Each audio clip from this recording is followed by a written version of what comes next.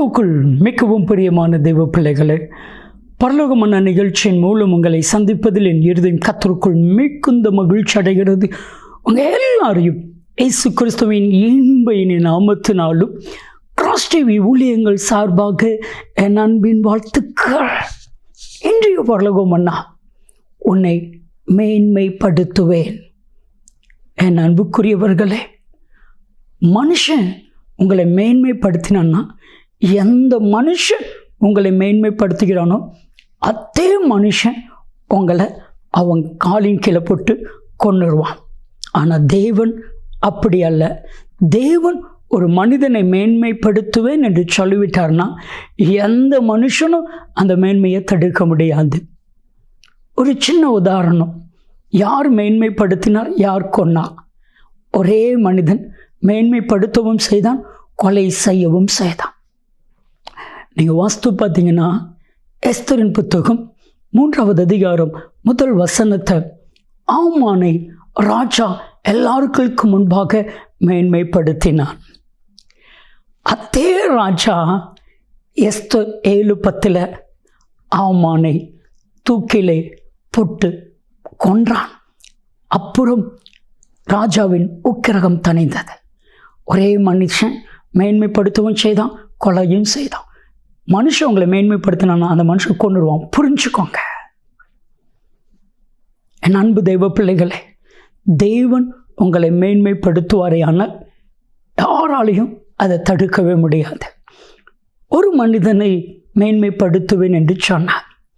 யோசுவா 3:7 யோசுவாவை மேன்மைப்படுத்துவேன் என்று மோசே மூலமாய் கர்த்தர் வாக்குத்தத்தம் கொடுக்கிறார். நான் மோசேயோடு இருந்தது போல உன் கூட இருப்பேன் என்பதை இந்த ஜனங்கள் எல்லாரும் கண்டுகொள்ளும்படிக்கு உன்னை மேன்மைப்படுத்துவேன். நல்ல கவனிங்க, நீங்கள் மேன்மையாக இருக்கணும்னா உங்கள் வாழ்க்கையில் ஸ்பெஷலாக ஏதாவது இருந்தால் தான் நீங்கள் மேன்மையாக இருக்க முடியும். உங்கள்கிட்ட ஏதாவது ஸ்பெஷல் இருந்தால் தான் இந்த உலகத்தில் நீங்கள் மேன்மையாக இருக்க முடியும். மோசேயை கர்த்தர் எல்லாருக்கும் முன்பாக மேன்மைப்படுத்துவதற்கு, அவன் ஸ்பெஷலாக இருப்பதற்கு காரணம் என்ன? அவன் ஒரு தலைவன். அவனை கொண்டு தான் கர்த்தர் பெரிய பெரிய பெரிய காரியங்களை செய்தான். உங்களை கொண்டு உங்கள் மூலமாக பெரிய பெரிய காரியங்களை கர்த்தர் செய்வான். சங்கடை 2 பிளந்தா. அதே கடலில் எகிப்தின் இராணுவத்தை கொன்று குவித்தா. இப்போ மோசே மூலம் ஒரு பயமும் ஒரு மரியாதையும் ஜனங்களுக்கு வந்துச்சு. இப்போ யோசுவாவை பார்த்து கர்த்தர் சொல்றார், நான் மேன்மைப்படுத்துவேன். யோர்தானை யோசுவா 2 பிளந்தான். யோர்தானை கடந்து போனார்கள்.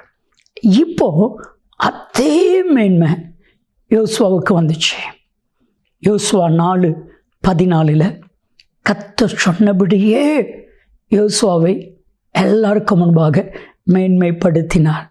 இப்போ யோசுவா சொன்னால் ஜனங்கள் கேட்பாங்களா, கேட்க மாட்டாங்களா? கேட்பாங்க. ஏன்னா அதே அதிகாரம், அதே பவர், அதே வல்லமை எல்லாம் யோசுவாவிட்ட இருக்குது என்பதை ஜனங்கள் கண்டு கொண்டாங்க. இன்றைக்கும் உங்களை யார் யாரெல்லாம் அற்பமான்றாங்களோ அத்தனை பேர் கண்களுக்கு முன்பாக கர்த்தர் உங்களை மேன்மைப்படுத்த போகிறார். அப்படின்னா உங்களுக்கு ஸ்பெஷலாக ஏதோ ஒரு அற்புதத்தை, ஏதோ ஒரு மேன்மையை, ஏதோ ஒரு மகிமையை கர்த்தர் உங்களுக்கு செய்ய போகிறார். ஜெபிக்கலாமா? அன்பின் தகப்பன், இவர்களை மேன்மைப்படுத்தும் இயேசுவின் நாமத்தில் ஜெபிக்கிறோம் ஜீவனில் பிதாவே. ஆமென், ஆமென். நன்மையும் கிருபையும் ஆசீர்வாதங்களும் நிச்சயமாக உங்களை தொடரும்.